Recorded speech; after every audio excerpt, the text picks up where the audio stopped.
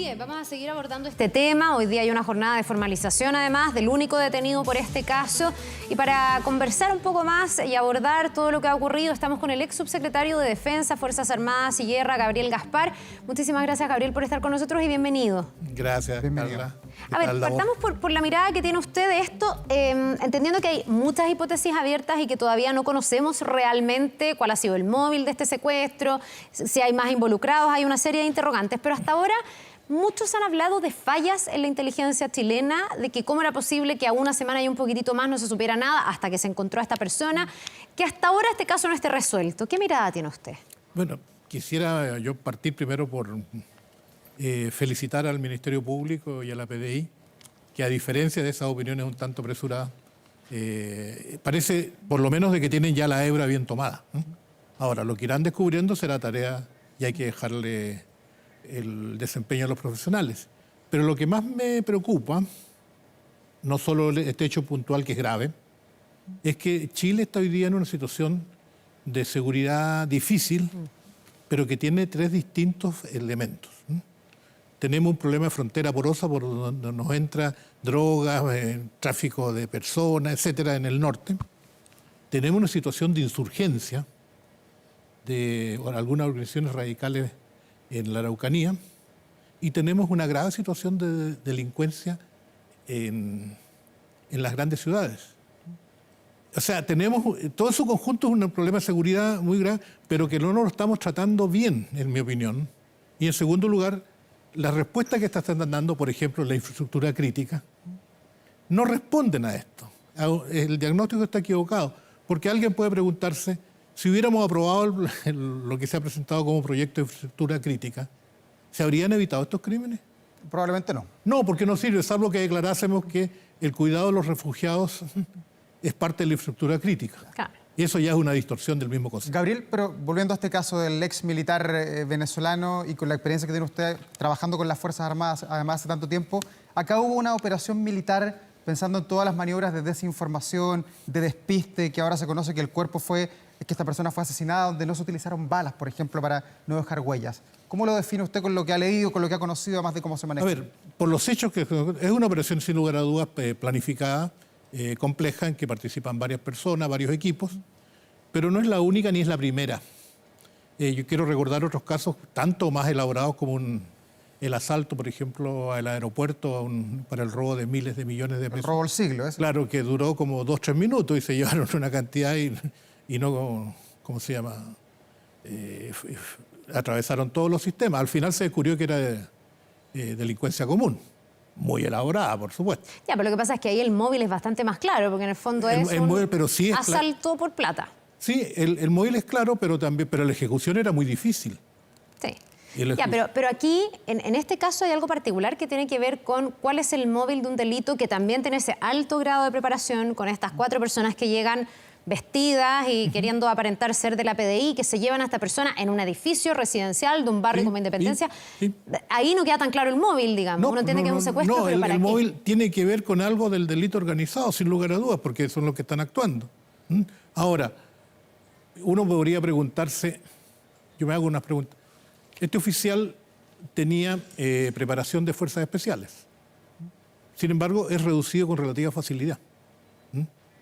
Segundo, la pregunta es, si querían matarlo, perdón la crudeza, sí, con un motochorro, con una UCI, lo da de baja. No pidieron dinero, dicen, pero es que a lo mejor lo que buscaban era información. Estoy deduciendo, no estoy conjeturando, digamos. Porque eso explicaría que lo necesitaban para interrogarlo. Entonces, ojo, yo llamo, el periodismo enseña muy bien, las fuentes hay que contrastarlas. Sí, por supuesto. ¿Cierto? ¿Cómo se llama? Este no es el primer crimen complejo, lo complicado es que este está siendo usual. Y para eso yo diría, pensando como chileno, que el ideal sería que en vez de usar este crimen como un factor de conflicto, nos permitiría convergir en un diagnóstico nacional sobre el tema de seguridad, para lo cual se requieren medidas muy precisas, pero también muy diferentes, adaptadas a las realidades regionales.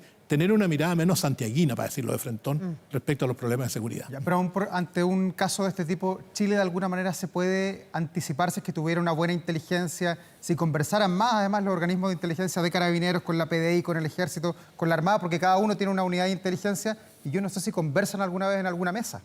Sí, yo creo que hay que mejorar la inteligencia, la ley de inteligencia en Chile es mejorable, pero también permite muchos aciertos. Y ojo, aquí es una frase que es manida, pero es cierta. Los fracasos de inteligencia los conocemos de inmediato. Los éxitos no los conocemos nunca.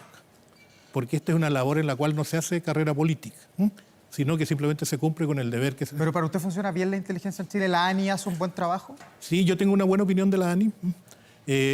Le faltan atribuciones, porque no tiene atribuciones operativas, por ejemplo. Pero hay un proyecto de ley que en mi opinión es bastante opinable. He dado mi opinión ante el Congreso cuando me ha invitado. Pero no basta con tener una ley buena o tener un buen caballo, hay que tener también un buen jinete y hay que tener las riendas muy claras. Si yo no fijo los objetivos de búsqueda o no defino cuáles son las amenazas y riesgos que tiene el país, ¿cómo voy a colocar en base a qué? ¿Cuál es el principal riesgo del país? ¿El terrorismo yihadista? ¿El narcotráfico y las bandas internacionales? ¿Algún enemigo convencional? Esa es una definición que tiene que darle el poder político, ¿cierto? Y en base a eso se orientan los objetivos de búsqueda de los servicios de inteligencia.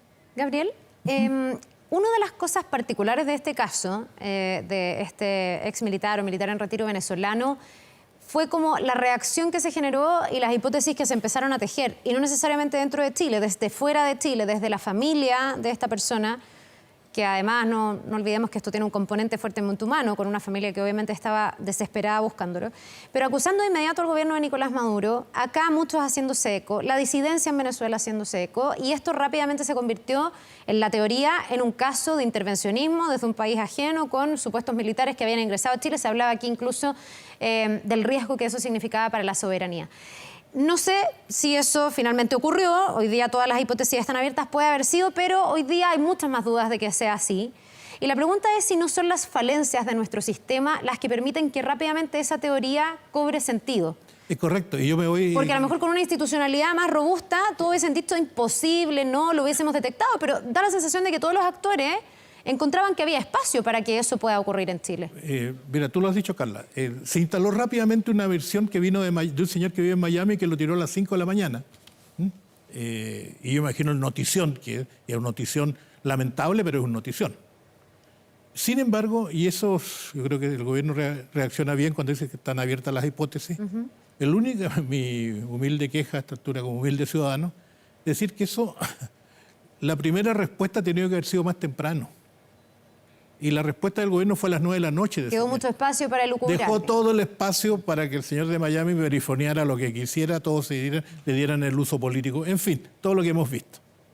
Entonces, claro, cuando uno está en una crisis, lo primero que tiene que hacer es conformar el comité de crisis, enfrentar, ¿cierto? Y dar una contención comunicacional, porque la población necesita estar informada, porque es un hecho grave.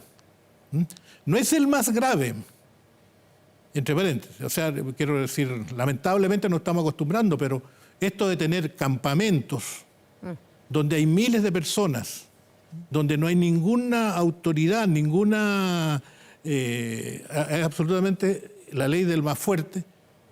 Estamos hablando del de Maipú ahora, ¿no? Pero al interior del Alto Hospicio está el campamento La Mula, que tiene más de 20.000 personas en poco más de 2 años. En el Cerro Chuño, en Arica, también hay casas de tortura y también se han encontrado cadáveres. Sí. Por eso quiero decir que ampliemos la mira, no seamos tan santiagocéntricos.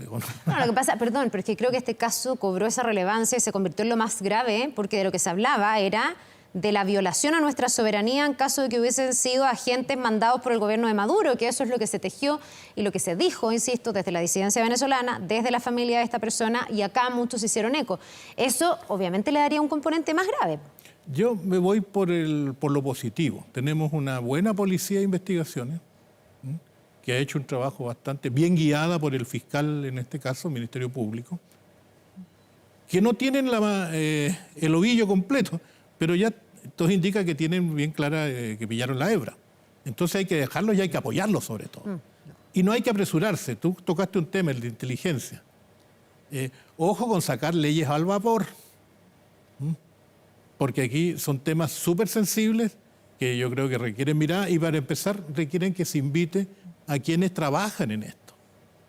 El primer proyecto respecto al cual yo conozco nomás, era un proyecto que hablaba de un SAR de inteligencia, ¿no? O sea, a lo mejor eso es bueno en la RDA, digamos, ¿no? Pero en Chile es imposible, para decirlo en sencillo.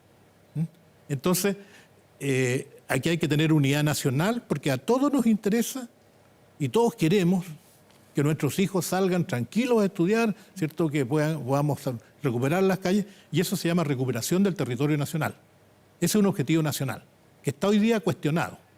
El Estado no controla todo el territorio, por razones distintas. Por mapuches allá, por mapuches radicales, quiero decir, sí. Por bandas delincuenciales aquí, por el narcotráfico y las bandas del norte, etc. Las medidas son distintas. Gabriel, y en ese mismo punto de vista que usted plantea, donde usted dice que hay lugares que el Estado de Chile no puede controlar, en este caso del militar venezolano, ¿hubo alguna omisión o una falta de servicio del Estado de Chile a una persona que estaba legalmente en el país, que había pedido refugio y que Chile de alguna manera se había comprometido a proteger? Mira, yo fui refugiado asilado político en México y en realidad el principal preocupación que tenía el Estado mexicano es darnos la garantía que le da a todos los ciudadanos mexicanos. Salvo que uno tuviera una amenaza particular, digamos, ¿no? Que en ese caso la víctima tendría que haberla externado. Por ejemplo, yo no podía salir de México, porque si salía de México, el Estado mexicano ya perdía la capacidad de protegerme. Ya. Entonces tenía que pedir un permiso especial o avisar a la Secretaría de Gobernación. O sea, Chile debió haber protegido a este militar. Como a todos los chilenos, como a ti, a tu familia, a tu hijo, a todos.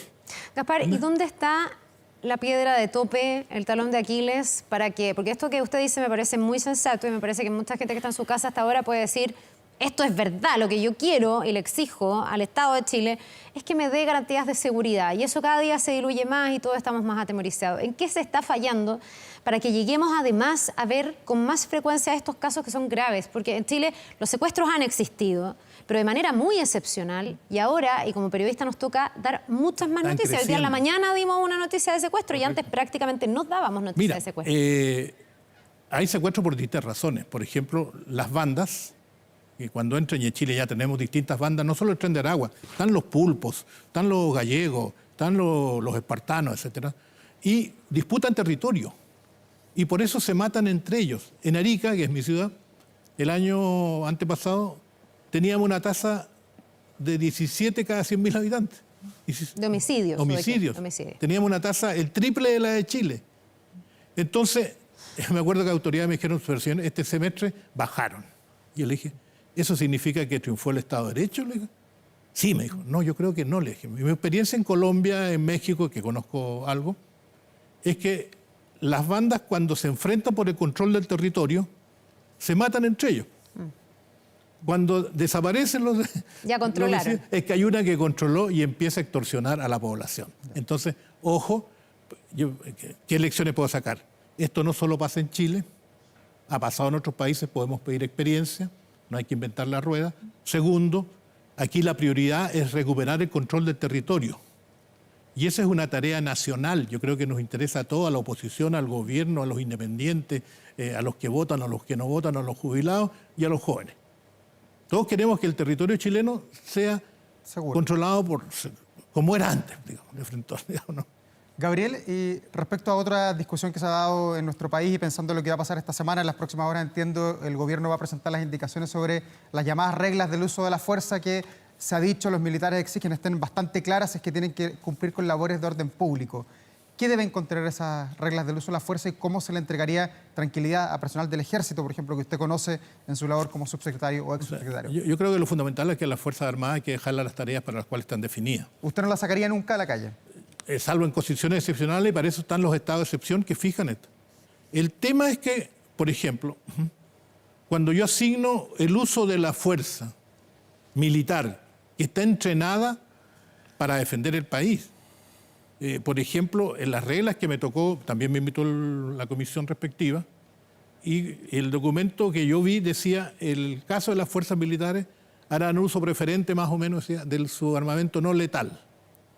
Entonces, las Fuerzas Armadas no tienen armamento no letal. Por ahí hay una bomba de humo, su armamento es letal.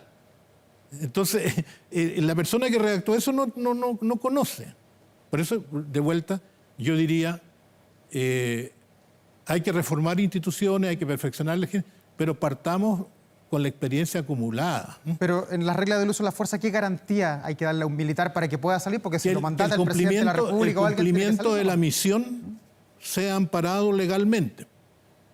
O sea, que lo que está haciendo ese funcionario, y que desgraciadamente no ha pasado, no puede ser imputado pues penalmente. Como ha pasado con los que se como ha pasado en algunos investiga casos. si se excedieron o no en los tiempos de pandemia, por ejemplo, los controles que dispararon a quien no quiso detenerse y cosas así. Sí, y también hemos tenido un caso en la Araucanía y ha habido otros. Afortunadamente son menores, pero son significativos, porque hay gente que perdió la carrera, que está presa, condenada por muchos años, algunos sin ni siquiera haber participado, sino por la responsabilidad de mando que tenía.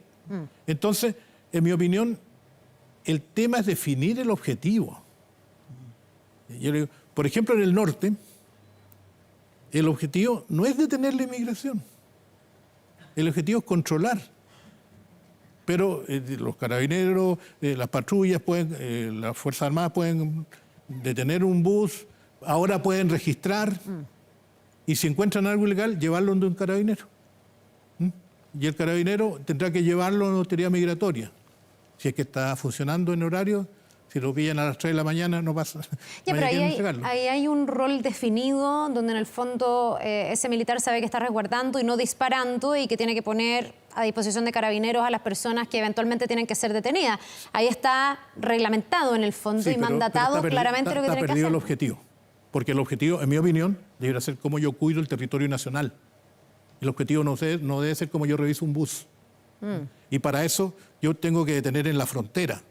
Y en la frontera, ¿qué pasa con los ilegales que entran? O los que incluso entré y me autodenuncio.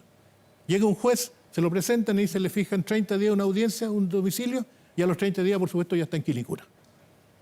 Nosotros tenemos que tener, como mucha gente opina, albergues transitorios en la frontera. Como lo han hecho otros países, lo hizo Brasil en el programa Acogida, con la frontera con Venezuela. Lo han hecho los turcos, con toda la inmigración siria, iraquí, que les llegó por la guerra. Porque mientras no se precisen las causas por las que quiere llegar o no se identifiquen bien, están en un estatus especial. Sí, Gabriel, perdón, pero volviendo, porque eso es súper relevante desde el punto de vista de la migración, que es uno de los problemas. Lo que quiero colocar es que ese es el problema en el norte de la seguridad. Sí, pero trayendo esto mismo. No es lo mismo entonces que en Santiago. Eso, y ahí entonces, le quiero por preguntar. lo mismo quiero decirte, y eso revela exactamente tu pregunta, que frente a al mismo problema, falta de control de territorio, las soluciones son distintas. Se trata de aplicar una misma solución que es la infraestructura crítica. Lo que pasa es que, perdón, lo que quería como complementar, digamos, es que algunos ven que el rol de las Fuerzas Armadas en este caso puede ser un rol disuasivo. Y siempre se pone como ejemplo países del mundo donde efectivamente, no sé si uno va a Francia u otros países, están los militares en lugares que son recintos públicos, que son de interés. Porque hay una amenaza concreta. Te lo explico. Porque ahí me va a hablar del terrorismo en el fondo.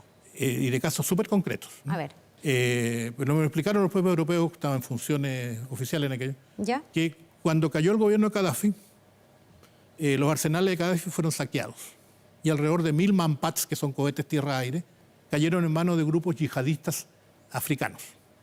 Y la inteligencia europea detectó que esos Manpats iban a ser, algunos de ellos, introducidos en territorio continental para atentar contra aviación civil.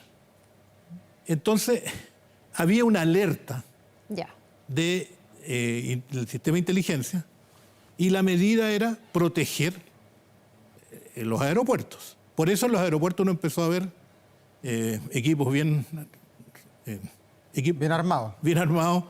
Y en el perímetro de los aeropuertos habían patrullas que recorrían. Porque la protección de los aeropuertos en tiempos normales lo hace la APSEC, que son estos que nos revisan. Como los de la DGAC. Claro, que a lo más llevan una pistola. Sí. Pero si, supongamos, en la periferia de Pudahuel, supongamos que tengamos una alerta terrorista, de repente se para un jeep, ¿cierto?, en una zona lejana, en las periferias altas, y sacan unos tipos con un tubo largo y tenemos una patrulla. La patrulla lo que tiene que hacer es neutralizarlo de inmediato. ¿Por qué? Para proteger a los 200 civiles Claro. que van en el avión que está carreteando. Ya, pero esa proactividad que se ve, usted dice el caso de Francia, ¿está por en eso lo Chile hicieron o en somos Francia. muy reactivos No nosotros? estamos en Chile en ese nivel, pues. Tenemos una alerta. Pero tenemos otros problemas. Tenemos otros, por eso tenemos que, por lo tanto, problemas que son más típicos de América del Sur, digamos. Es que la duda es si en Chile se alcanza a tener esa alerta, Esa anticipación. esa alarma, Claro. para tener el objetivo claro, para ver qué hacer. O si Yo finalmente creo hay que una en lo duda fu- en lo generalizada fundamental respecto a la nosotros- inteligencia. En lo fundamental hemos respondido y la prueba es que el país ha vivido en paz, que no hemos tenido atentados significativos, digamos, en nuestro país. Eso es lo fundamental, porque los servicios de inteligencia y la seguridad del Estado no habla por sus declaraciones, habla por sus resultados. Son como los diplomáticos. No son carreras para lucirse o hacer carrera política, ¿no? Es como dice la Biblia, por las obras uno los conoce. Gabriel Gaspar, le queremos agradecer por haber venido a conversar con nosotros aquí en La Mañana Informativa. Muchas gracias, Que Carlos. le Muy vaya bien, bien. una buena Nos vemos. jornada. Un buen día. 9 de la mañana con 12 minutos, vamos a otro tema.